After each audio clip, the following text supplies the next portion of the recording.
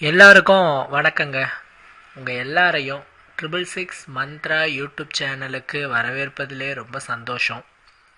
தொடர்ந்து நம்மளுடைய சேனலிலே ஆன்மீகம் சார்ந்த பல அரிய பதிவுகளை பதிவேற்றம் செய்து கொண்டிருக்கிறோம். அந்த வகையில் இந்த வீடியோ பதிவில் பார்க்கக்கூடிய தகவலும் மிக முக்கியமானது. அதாவது வருகிற டிசம்பர் மாதம் 23ஆம் தேதி மார்கழி 7ஆம் நாள் வளர்பிறை ஏகாதசி, அதாவது மார்கழி வளர்பிறை ஏகாதசி.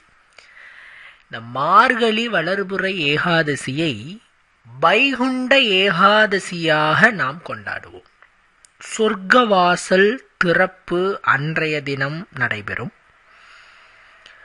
அதை தரிசனம் செய்வதின் மூலமாகவும் அன்றைய தினத்தில் விரதமிருந்து பெருமாளை வணங்குவதின் மூலமாகவும் நமக்கு முக்தி கிடைக்கும், வைகுண்ட பிராப்தம் கிடைக்கும் அப்படிங்கிறது அசைக்க முடியாத ஒரு நம்பிக்கை. அப்பேற்பட்ட இந்த வைகுண்ட ஏகாதசி திருநாளிலே ஒரு அதிர்ஷ்டம் அடைந்து ராஜ யோகத்தை பெற்று இந்த 3 ராசிக்காரர்கள் மிக பெரிய அளவிலே கோடீஸ்வரர்களாக மாறப்போகிறார்கள். அவர்கள் யார் அப்படிங்கிறத பற்றி தான் பார்க்க போகிறோம். அது என்னங்க வைகுண்ட ஏகாதசிக்கு பிறகு அப்படின்னு கேட்டால், இப்போது இந்த வாக்கிய பஞ்சாங்கத்தின்படி சனி பெயர்ச்சி நிகழ்ந்தது, அது உங்களுக்கு தெரியும். அதனுடைய தாக்கமாகவும் இந்த பெருமாள் வழிபாடுங்கிறது சனீஸ்வர பகவானை சாந்தப்படுத்தும் ஒரு வழிபாடாகவும் அமையும், இந்த ஏகாதசி வழிபாடுங்கிறது. ஸோ அதனுடைய கனெக்டிவிட்டியாகவும் இந்த 3 ராசிக்காரங்களுக்கு வைகுண்ட ஏகாதசிக்கு பிறகே நல்ல காலம் ஸ்டார்ட் ஆயிடுச்சு அப்படின்னு தாராளமாக சொல்லலாம். அதில் வரப்போகிறவங்க மீன ராசிக்காரங்க.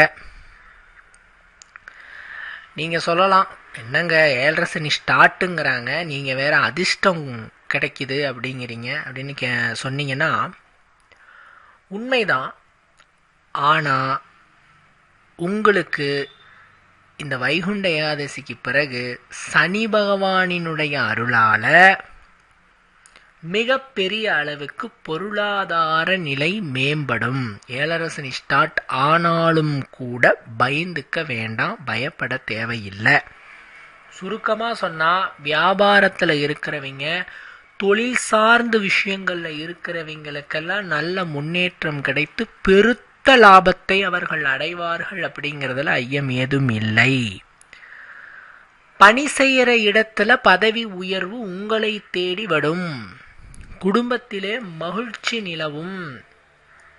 சனி பகவான் உங்களுக்கு மிகப்பெரிய அளவிலே பொருளாதார மேன்மையையும் முன்னேற்றத்தையும் கொடுக்க போகிறார். கண்டிப்பா மீனராசிக்காரங்களுக்கு இந்த 7.5 சனி காலம் நல்ல காலமாகவே அமையும், அடித்து சொல்லுவோம். பல பேர் வாழ்க்கையிலே சொத்து சேர்ப்பது, பணம் சேர்ப்பது, சுபகாரியங்களை நிகழ்த்துவது எல்லாமே 7.5 சனி காலகட்டத்தில் தான். 7.5 சனி காலகட்டத்தில் நீங்கள் வாங்கின சொத்துக்கள், சேமித்த பணம், பெற்ற மரியாதை, புகழ் ஆகியவை காலமெல்லாம் நிலைத்திருக்கும் என்பது உண்மையான ஒரு விஷயம். ஸோ மீனராசிக்காரங்களுக்கு இந்த வைகுண்ட ஏகாதசி முடிந்த கையோடு நல்ல காலம் ஸ்டார்ட் ஆயிடுச்சுன்னு சொல்லலாம். நீங்கள் செய்ய வேண்டியதெல்லாம் ஒன்றே ஒன்று தான். என்னன்னு கேட்டிங்கன்னா, இந்த வைகுண்ட ஏகாதசி நாளில் விரதமிருந்து வழிபாடு செய்ய முடியலன்னா அருகில் இருக்கக்கூடிய பெருமாள் ஆலயம் சென்று சொர்க்கவாசல் திறப்பை பாருங்கள்.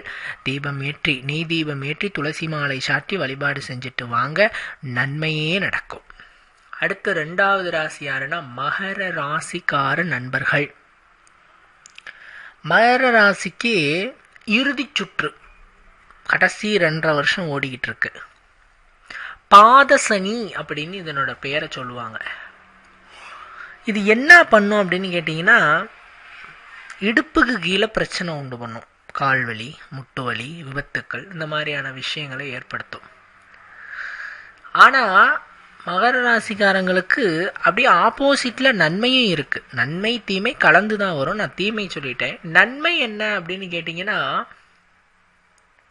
ஜாக்பாட் அடிக்க வைக்கும். ஏன்னா உங்களுக்கு அவர் வந்து கடைசி ரவுண்டுங்கிறதுனால பெரிய ஒரு அதிர்ஷ்டத்தை கொடுக்கறாரு. அந்த அதிர்ஷ்டத்தை நீங்கள் அப்படியே பெற்றுக்கொள்ள வேண்டும். அதை சரியாக வாழ்க்கையில் யூஸ் பண்ணிக்கணும். அப்படி பண்ணிக்கிட்டா அருமையான அளவுக்கு யோகம் கிடைக்க போகுது. பெரிய லக்கு உங்களுக்கு வரப்போகுது. அது வியாபாரத்திலையா இருக்கலாம், தொழில் செய்கிற இடத்துலையா இருக்கலாம், சொத்துக்களில் இருக்கலாம், எதுலையானா சரி லக்கு வரப்போகுது. அதை பிடிச்சிக்கோங்க. இதை விட்டுட்டு நெகட்டிவும் நான் சொன்னேன். கடைசி சுத்து கண்டிப்பாக பண விஷயத்தில் ரொம்ப உஷாராக இருங்க. பணத்தை யாருக்கும் நம்பி 10 பைசா கொடுத்துடாதீங்க. டிமிக்கி கொடுத்துட்டு போயிடுவாங்க, வாங்க முடியாது. ஏழரசனி கடைசி காலகட்டத்தில் தான் பல பேர் கடனை கொடுத்துட்டு கடனாளியானது. அந்த காலத்தில் கடன் வாங்கினவங்க கலங்கி நிற்பாங்க, இன்னைக்கு கடன் கொடுத்தவங்க கலங்கி நிற்கிறாங்க. கடைசி சுத்தல ஏழரசனியின் கடைசி காலகட்டத்தில் மட்டும் கடன் யாருக்கும் கொடுக்கக்கூடாது என்பது மிக முக்கியமான ஒரு விஷயம். கவனமாக இருக்கணும். வியாபாரம் தொழிலில் நல்ல முன்னேற்றம் இருக்கும்.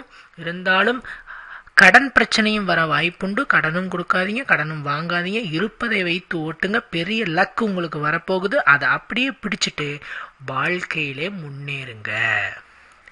அடுத்து இறுதியாக பார்க்க போகிற ராசி கும்பராசிக்காரங்க. சனி பகவானோட சொந்த வீடு கும்பராசி. கும்பத்தில் தான் இப்போ அவர் உக்காந்துட்டு இருக்கிறாரு சனி பகவான். உங்களுக்கு ஜென்ம சனி. உங்களுக்கு எப்படிங்க இருக்குது அப்படின்னு கேட்டால், அந்த வைகுண்ட ஏகாதசி விரதம் நீங்கள் கண்டிப்பாக இருந்தே ஆகணும். அன்றைக்கி ஃபுல்லாக சாப்பாடை தவிர்த்துட்டு விரதம் இருங்க. இல்லைன்னா பழம் பால் மட்டும் சாப்பிட்டுட்டு சொர்க்கவாசல் தரப்பை தரிசனம் பண்ணிவிட்டு அன்று இரவு ஃபுல்லாக தூங்காமல் கண்டிப்பாக விரதம் இருங்க. ரொம்ப நல்லது. ஏன்னா உங்களுக்கு ஜென்ம சனி காலகட்டம். ஜென்மத்தில் சனி இருந்தால் கலகங்களும் அவமானங்களும் வந்து சேரும். உங்கள் மேலே அவப்பெயர் வரலாம். ஸோ யாருடைய விஷயத்திலும் தலையீடு பண்ணாதீங்க, ஜாமீன் போடாதீங்க, யாரோட பிரச்சனைக்கும் முன்னாடி நிற்காதீங்க. அதாவது நியாயமற்ற பிரச்சனைக்கு முன்னாடி நிற்கக்கூடாது. பிரச்சனைக்கே முன்னாடி நிற்கக்கூடாதுன்னு அது எப்படி ஆகும்னு கேட்காதீங்க. நியாயமற்ற பிரச்சனை, உங்களுக்கு சம்மந்தம் இல்லாத நியாயமற்ற பிரச்சனைக்கு நம்ம நிற்க வேண்டிய அவசியம் இல்லை. ஏன்னா சில பேர் அவங்க மேலேயே தப்பு இருக்கும், இருந்தாலும் சொந்தக்காரங்க ஃப்ரெண்டுன்னு சொல்லிட்டு முன்னாடி நிற்பாங்க. இந்த காலகட்டம் உங்களுக்கு உங்கள் பிரச்சனையை இழுத்து விட்டு போயிடும். சரிங்க, நெகட்டிவ் சொல்கிறீங்க, பாசிட்டிவ் என்ன? பொதுவாக ஜென்ம சனி காலகட்டத்தில் தான் ஒருத்தருடைய திறமை முழுசாக வெளிப்படும்பாங்க. அப்போ தான் வருமானம் நல்லா வரும்பாங்க. அப்போ தான் முன்னேற்றமே பெறுவாங்க அப்படிம்பாங்க. ஸோ இதெல்லாம் உங்களுக்கு வரும். பணம் வரும், முன்னேற்றம் வரும், வாழ்க்கையில் தடைகள் நீங்கும், நினைத்த காரியங்கள் எல்லாமே நிறைவேறும்.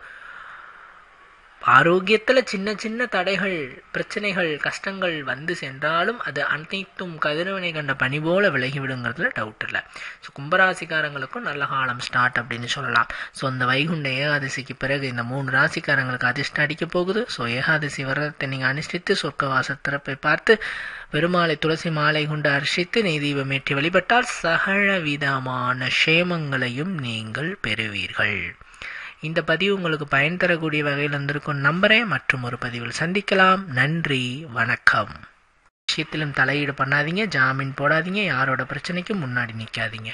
அதாவது நியாயமற்ற பிரச்சனைக்கு முன்னாடி நிற்கக்கூடாது. பிரச்சனைக்கே முன்னாடி நிற்கக்கூடாதுன்னு அது எப்படி ஆகும்னு கேட்காதீங்க.